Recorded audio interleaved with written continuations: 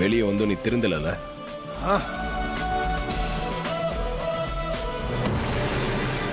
டேய் வேணாடா, என்னடா பண்ண போற? டேய் சொன்னா கேளுடா. டேய் வேணாடா. டேய் டேய் டேய் ஐயோ வேணா, சொன்னா கேளுடா. டேய் வேணாடா, வேணா. டேய் டேய் டேய் டேய் என்ன விட்டுரு, சொன்னா கேளுடா. வேணாடா, என்னை பத்தி உனக்கு தெரியாது. டேய் டேய் என்ன ஒண்ணும் பண்ணிடாத. டேய் டேய் என்ன ஒண்ணும் பண்ணிடாத, என்ன விட்டுறா. உன்ன மாதிரி கேடு கட்டவெல்லாம் வாழவே கூடாதுடா. டேய் டேய் என்ன அவுத்துடு, எங்கடா போற? டேய் ஐயோ என்ன விட்டுறா. டேய் தயவு செஞ்சு என்ன விட்டுறா. வேண்டாம் என்ன விட்டுரு, என்ன ஒண்ணும் பண்ணிடாத. டேய் டேய் என்ன விட்டுரு. ஐயோ நெருப்பு, என்ன விட்டுரு, என்ன ஒண்ணும் பண்ணிடாத. ஏண்டா கொஞ்ச நேரத்துக்கு முன்னாடி வீரவசனம் பேசுன, இப்ப கெஞ்சுற. உயிர் பயமா? ஒரு சின்ன பொண்ணு ஹோட்டலுக்கு வர வச்சு அவ வாழ்க்கையை கெடுக்க பாத்தியடா. நீ எல்லாம் உயிரோட இருந்து என்னடா பண்ண போற? எரிஞ்சு சாவடா. என்ன ஒண்ணு பண்ணிடாத, என்ன விட்டு. டேய் என்ன ஒண்ணு பண்ணிடாத, என்ன விட்டு, என்ன விட்டு. நான் தெரியாம தப்பு பண்ணிட்டேன், என்ன விட்டு தம்பி, என்ன விட்டுறா. நீ ஆம்பளையா இருந்தா என் கூட மோதி இருக்கணும். அதை விட்டு ஒரு சின்ன பொண்ணு கிட்ட போய் உன் வீரத்தை காட்டியிருக்க. நீ எல்லாம் மனுஷனடா. உங்களெல்லாம் அப்படியே உயிரோட வச்சு கொளுத்தி. வேணா வேணா, நான் செஞ்சது தப்புதான் தப்புதான். இனிமே இப்படி செய்ய மாட்டேன், என்ன மன்னிச்சிரு, என்ன மன்னிச்சிடுறா. டேய் அது ஏன் குடும்பம். இன்னொரு வாட்டி உன்னால அவங்களுக்கு எதனா ஆச்சு, உன்னை உயிரோட கொளுத்தி உரு தெரியாம ஆக்கிடுவேன். டேய் வேண்டாடா, என்ன விட்டுறா.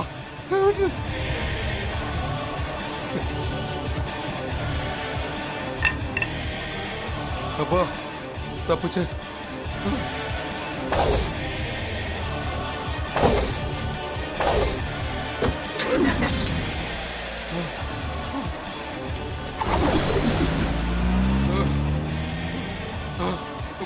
சித்தப்பா என்ன சித்தப்பா? அவுத்துறா மௌனே.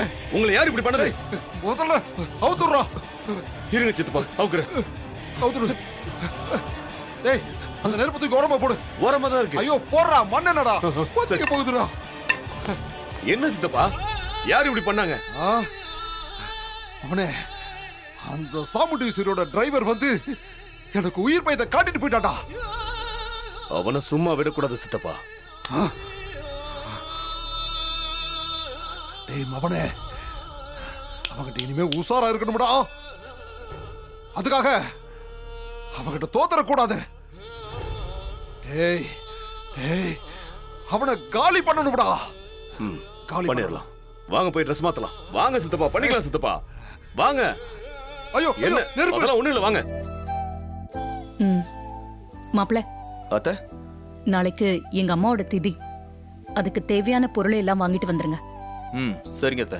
அப்புறம் எங்க அம்மாவுக்கு புது புடவைய வச்சு படையல் போடுறதுதான் வழக்கம். அதனால அப்படியே ஒரு நல்ல புடவையா வாங்கிட்டு வந்துருங்க. சரிங்க அத்தை, வாங்கிட்டு வந்துடுறேன். அம்மா, பாட்டிக்கு வச்சு படைக்கிற புடவைய ஏதாவது ஏழை பொண்ணுங்களுக்கு கொடுக்கறதா வழக்கம். இந்த தடவை யாருக்குமா கொடுக்க போறீங்க? நான் அத பத்தி சொல்லதான் வந்தேன், அதுக்குள்ள நீயே கேட்டுட்ட. சந்திரா, நீ கல்யாண மண்டபத்துல ஒரு பொண்ணு மேல அபாண்டமா பழிய போட்டியே, அந்த பொண்ணு பேரு கூட வசந்திமா. வசந்தி. அன்னைக்கு அந்த வசந்திய நீ ஓவரா பேசி திருட்டு பழிய சுமத்திட்ட. அதான் உன் மாப்பிள்ள என்ன மன்னிப்பு கேட்க சொல்லி தண்டனை கொடுத்துட்டாரே. ஏன் நீ வேற இப்ப ஏதாவது தண்டனை கொடுக்கணும்னு நினைக்கிறியா? இரு, என்ன கொஞ்சம் பேச விடு. அந்த பொண்ணுக்கு நாம ஏதாவது செஞ்ச மாதிரி இருக்கணும்னு நினைக்கிறேன். அதுக்கு என்ன பண்ண போற? நம்ம அம்மாவுக்கு படைக்கிற புடவைய அந்த பொண்ணோட அம்மாவுக்கு கொடுக்கலாம்னு நினைக்கிறேன். அக்கா, இதெல்லாம் ரொம்ப டூ மச். அதான் மன்னிப்பு கேட்டுட்டேன்ல, அப்புறம் எதுக்கு புடவையெல்லாம் கொடுத்துக்கிட்டு? அதெல்லாம் வேணாக்கா, விடு. சந்திரா, இந்த விஷயத்துல நான் சொல்றத மட்டும் செய். அந்த பொண்ணோட அம்மாவை நாளைக்கு நான் இங்க வர சொன்னதா சொல்லி வரவை, புரிஞ்சுதா? சரிக்கா. வாங்க மாப்பிள்ள.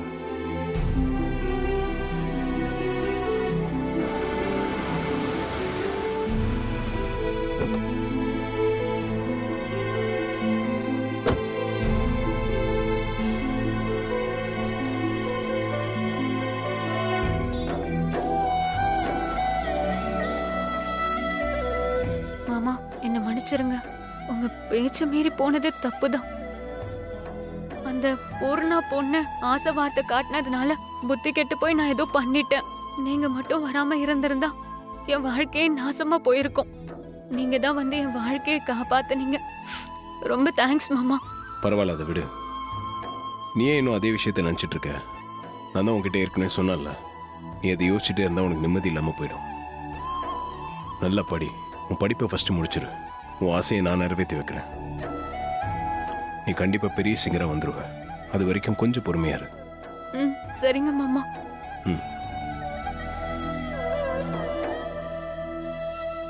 ராஜா, தேங்க்ஸ்.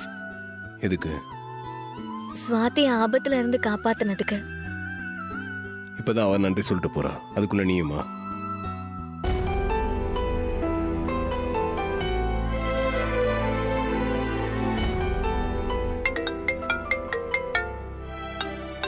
ஒரு நிமிஷம்.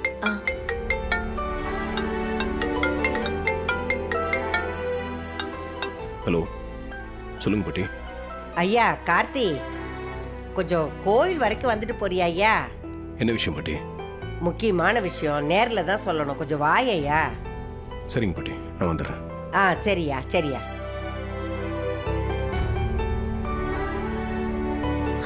ராஜா, எங்க கிளம்பிட்ட? அது ஒரு சின்ன வேலை, போயிட்டு வந்துடுறேன்.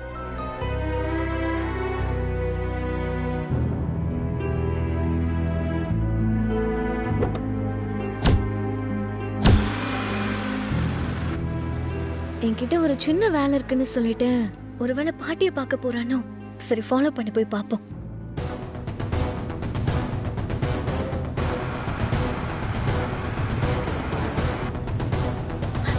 ஆட்டோ நிறுத்துங்க, நிறுத்துங்க. ஆட்டோ ஆட்டோ நிறுத்துங்க. எங்கம்மா போறோம்? அந்த காரை ஃபாலோ பண்ணுங்கண்ணா. சரிம்மா.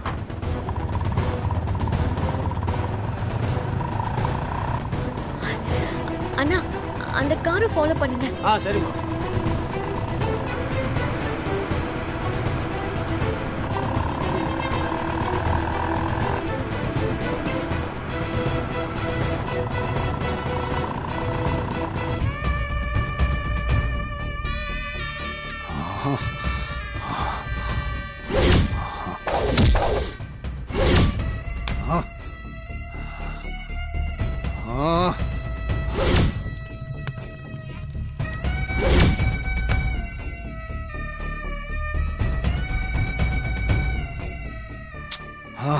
என்ன சித்தப்பா, இன்னும் அந்த டிரைவர் பையலே நினைச்சுக்கிட்டு இருக்கீங்களா? ஆமாடா மாமனே, ஒரு சின்ன பையன் என்ன மரத்துல கட்டி வச்சு என் மேல மண்ணெண்ணெய ஊத்தி எரிக்க பார்த்துட்டான்டா.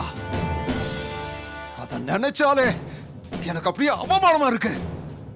டேய் மவனே, அவனை சும்மா விடக்கூடாது. என்ன பண்ணலாம்னு சொல்லுங்க, சிறப்பா பண்ணிடுவோம். டேய், என் மேல கை வச்சவனோட உசுரை எடுக்கணும்டா. சித்தப்பா, நிஜமா தான் சொல்றீங்களா? ஆமாடா, அவன் இனிமே உசுரோட இருக்க கூடாது. அவனை பாக்குறப்பெல்லாம் அவன்கிட்ட தோத்த ஞாபகம் தாண்டா எனக்கு வரும். அதனால அவன் உசுரோட இருக்க கூடாது. அப்பதான் நான் நிம்மதியா இருக்க முடியும். புரியுதா? அண்ணா வணக்கண்ணா. நல்லா இருக்கீங்களா? நல்லா இருக்கேன்டா. கடைசியா உங்களை ஜெயிலில் பார்த்ததுண்ணே, அதோட உங்களை இப்பதான் பார்க்குறேன். என்னென்ன திடீர்னு ஃபோன் பண்ணி வர சொன்னீங்க? ஏய், உன்னால எனக்கு ஒரு காரியம் ஆகணும்டா. என்னண்ணே சொல்லுங்கண்ணே, பண்ணிடலாம். ஒருத்தன் எனக்கு ரொம்ப தொந்தரவு கொடுத்துட்டே இருக்கான்டா. அவனை காலி பண்ணணும். உங்களுக்கே தொந்தரவு கொடுக்குறானா? அப்பேற்பட்ட அப்பாட்டக்கார் யாருண்ணா அவன்? ஏய், அவனை சாதாரணமா நினைச்சிடாதீங்க. நானும் ஆரம்பத்தில் அவனை சின்ன பையன் தப்பா இட போட்டேன். ஆனா அவன் வில்லாதி வில்லன்டா. அவனை போட்டு தள்ளுறது அவ்வளவு சுலபமான காரியம் இல்ல. என்னண்ணே நீங்களே போய் அவனை பெருசா பில்டப் கொடுத்துட்டு இருக்கீங்க? டேய், பில்டப் பண்ண இல்லடா, உண்மையை தாண்டா சொல்றேன். அண்ணா, அவன் யாரா இருந்தா என்னண்ணே, நாங்க பாத்துக்கிறோண்ணே அவனை. நீங்க கவலைப்படாதீங்க. அவனை போட்டு தள்ள வேண்டியது எங்களோட வேலை. நாங்க கேட்கிற பணத்தை மட்டும் நீங்க கொடுத்தா போதும், மத்ததை நாங்க பாத்துக்கிறோண்ணே. டேய், நீ நினைச்சே பார்க்க முடியாத அமௌண்ட்டை நான் தரேன்டா. நீ காரியத்தை மட்டும் கச்சிதமா முடிச்சா போதும். அண்ணே ஆளை முடிக்கிறது எங்களுக்கு அல்வா சாப்பிட்ற மாதிரிண்ணே. சொல்லுங்க எப்போ பண்ணணும்னு. நாளைக்கு காலையில தோப்புக்கு வாங்க, நான் அவனை காட்டுறேன். அங்க வச்சு அவன் கதையை முடிச்சிருங்க. அண்ணே அதெல்லாம் பக்காவா முடிச்சிடறோண்ணே. சரி, அப்ப கிளம்புங்கடா. வரோண்ணே. ஆ ஆ ஆ ஆ. சித்தப்பா, இப்பதான் ஜெயில் தண்டனையை முடிச்சு வெளியே வந்திருக்கீங்க. திரும்பவும் தப்பு பண்ணிட்டு உள்ள போயிடாதீங்க. மவனே, தப்ப திறமையா பண்ணா மாட்டிக்க வேண்டியதில்லடா. ஆ? நான் மாட்டிக்க மாட்டேன், நீ கவலைப்படாத. ம். ஆ. டேய் டிரைவரு, என் மேல கை வச்சிட்டல்ல, இனி நீ உசுரோட இருக்கக்கூடாது, இருக்கக்கூடாது.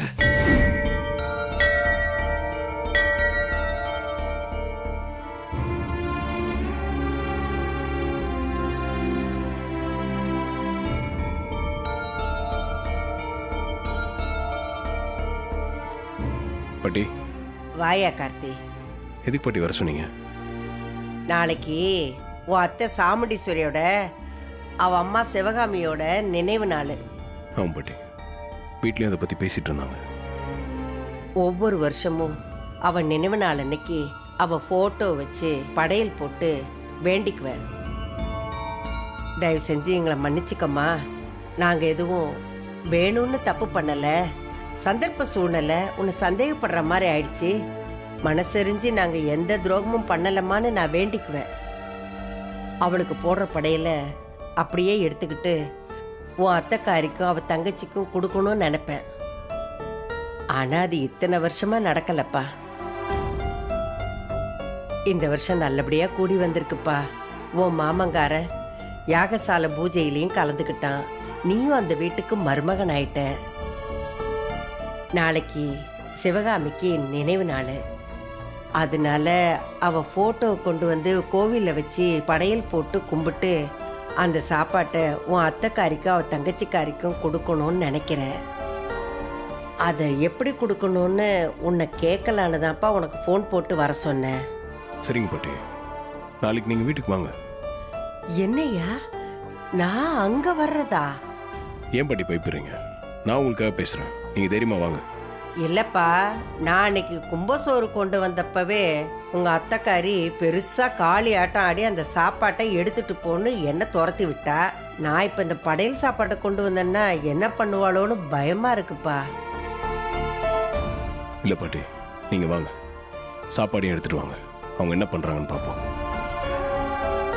சரியா, நாளைக்கு சிவகாமிக்கு திதி கொடுத்துட்டு அவளுக்கு போடுற படையில எடுத்துக்கிட்டு நான் நேரா நீ சொன்ன மாதிரியே வீட்டுக்கு வரேன்.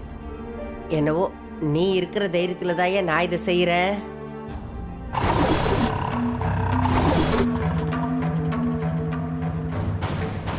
அண்ணா கொஞ்சம் வெயிட் பண்ணுங்க, நான் வந்துடுறேன். சரிம்மா.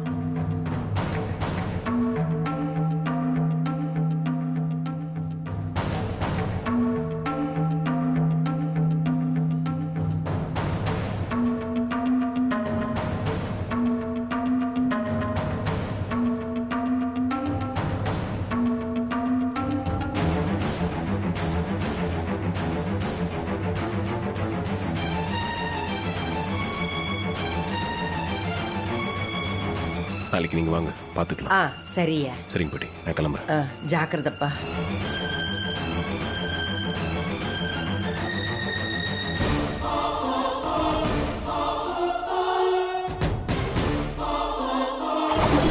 என்கிட்ட ஒரு சின்ன வேலை இருக்குன்னு சொல்லிட்டு நீங்க பாட்டிய பார்க்க தான் வந்தியா? சித்தியும் மாயாவும் சொல்ற மாதிரி நீதான் பாட்டியோட உண்மையான பேருனா இல்ல கும்பாபிஷேகம் விஷயமா ஏதாவது பேச வந்தியா? இது எப்படியாவது கண்டுபிடிக்கணுமே.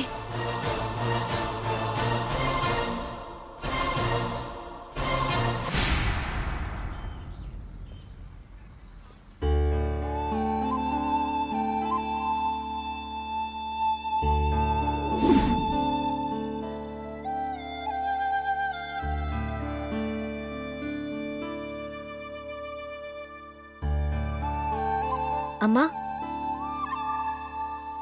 என்னம்மா ஒரு மாதிரி அப்செட் ஆன மாதிரி இருக்கீங்க? ஏன் உடம்பு எதுவும் சரியில்லையா? இல்ல, நாளைக்கு எங்க அம்மாவோட திதி. அதான் அவங்க ஞாபகமாவே இருக்க. அவங்க எங்களுக்காக எவ்வளவோ கஷ்டப்பட்டிருக்காங்க. எல்லா கஷ்டங்களுக்கு இடையிலயும் எங்களை சந்தோஷமா வச்சிருந்திருக்காங்க. அவங்கள மாதிரி ஒருத்தர் அம்மாவா அமையறது பெரிய பாக்கியம். அதையெல்லாம் நினைச்சு பார்த்தேன், மனசு ஒரு மாதிரியா இருக்கு. ஆமாக்கா, எனக்கு அம்மா ஞாபகமாவே இருக்கு. அவங்க இப்போவும் நம்ம கூடவே இருந்திருந்தா எவ்வளவு நல்லா இருந்திருக்கும். அம்மா சின்ன வயசுல நம்மளையெல்லாம் மடியில உட்கார வச்சு சோறு ஊட்டி விட்டதெல்லாம் எனக்கு இன்னும் ஞாபகம் இருக்கு. சோறு ஊட்டி விட்டுக்கிட்டே நிறைய கதையெல்லாம் சொல்லுவாங்க. அந்த கதையெல்லாம் கேட்டுக்கிட்டே நம்மளும் சந்தோஷமா சாப்பிடுவோம்ல. பிரச்சனை கஷ்டம் எல்லாம் இருக்கும், ஆனா அதெல்லாம் மனசுல நிக்காது. அந்த மாதிரியான சந்தோஷமா அது இருக்கும். ஆமாக்கா, அதெல்லாம் எப்படி மறக்க முடியும்? நமக்கு சொல்றதுக்குன்னே புதுசு புதுசா கதை யோசிச்சு சொல்லுவாங்க. அவங்க நமக்கு சாப்பாடு ஊட்டி விடும்போது நம்ம எவ்வளவு சந்தோஷமா சாப்பிடுவோம்ல. அதை பாக்குற அம்மாவோட முகத்துல அப்படி ஒரு பிரகாசமான ஒளி இருக்கும். பிள்ளைங்க எல்லாம் நல்லா சந்தோஷமா சாப்பிடுறத அவங்க மகிழ்ச்சியோட பாப்பாங்க. அதே மாதிரி இன்னைக்கு நானும் என் பொண்ணுங்களுக்கு சாப்பாடு ஊட்டி விட போறேன். வாங்க உட்காருங்க.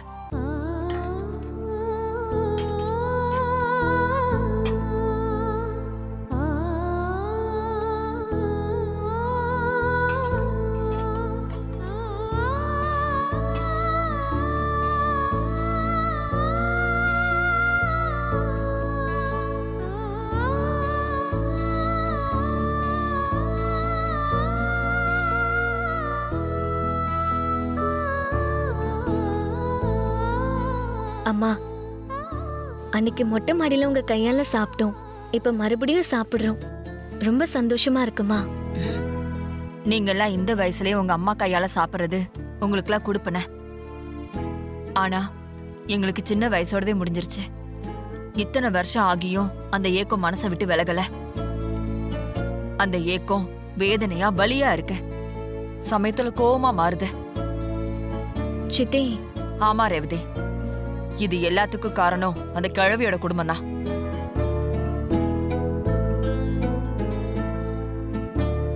அவங்க மட்டும் அன்னைக்கு எங்க அம்மாவை சந்தேகப்படாம இருந்திருந்தா நாங்க இன்னைக்கு அவங்கள இழந்திருக்கவே மாட்டோம்.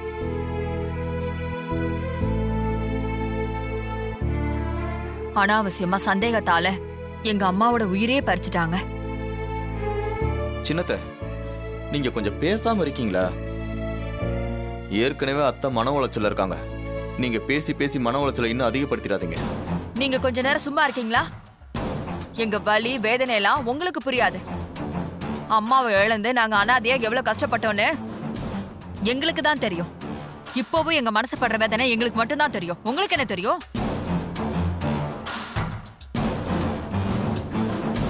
அக்கா, உன்கிட்ட ஒண்ணு சொல்றேன். என்ன? அந்த கிழவியோட பேரை 2 குடும்பத்தையும் சேர்த்து வைக்கிறதுக்காக எவ்வளவோ ட்ரை பண்ணிட்டு இருக்கான். அதுக்கு நாம இடம் கொடுக்கவே கூடாது.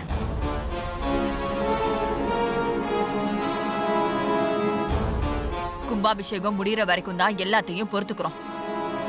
அதுக்கப்புறம் அந்த கிழவி முகத்துல நம்ம முழிக்கவே கூடாது. இதுக்கு முன்னாடி நாம எப்படி இருந்தோமோ அதே மாதிரி தான் நடந்துக்கணும். எந்த ஒட்டு உறவும் நமக்கு இருக்க கூடாது. என்ன மாமா, நான் சொல்றது சரிதானே?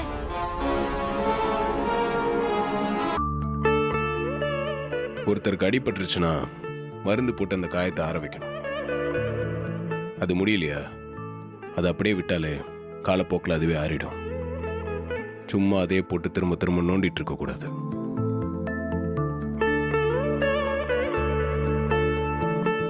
லைஃப்ல நடக்கிற விஷயங்களும் அதே மாதிரி தான்.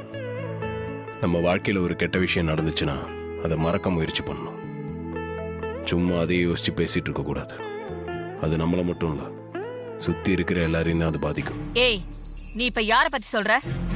பொதுவா தான் சொன்னேன். இல்லையே, நீ பொதுவா சொன்ன மாதிரி தெரியலையே. என்ன பார்த்துதான் சொன்ன மாதிரி இருக்கு. மாப்ள, சந்திரா சொல்றது சரிதானே மாப்ள? நாங்க இன்னைக்கு எங்க அம்மாவை இழந்து கஷ்டப்படுறதுக்கு காரணம் அந்த கிழவனும் கிழவியும் தானே. அத்த, உங்களோட இழப்பு பெருசுதான்.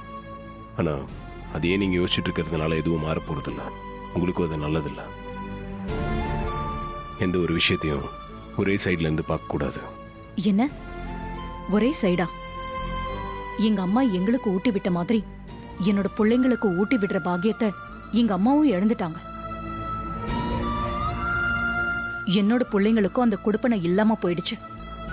அந்த கோவம் தான் எனக்கு. அதை தவிர வேற என்ன இன்னொரு சைடுல யோசிக்கணும்? நான் சொல்றேன்னு தப்பா எடுத்துக்காதீங்க அத்தை. நீங்க உங்க அம்மாவை எழுந்து நிக்கிறதுக்கு அவங்க காரணம்னா, மாமா அவரோட அப்பா அம்மாவை எழுந்து நிக்கிறதுக்கு நீங்க தானே காரணம்.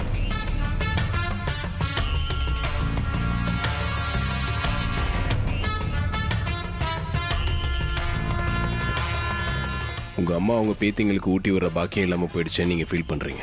அது நியாயம்தான்.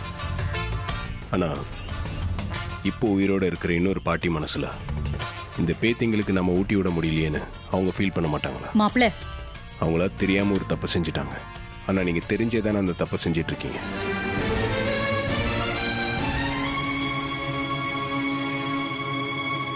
நீங்க தப்பை மன்னிக்காம இன்னொரு தப்பை செஞ்சிட்டு இருக்கீங்க.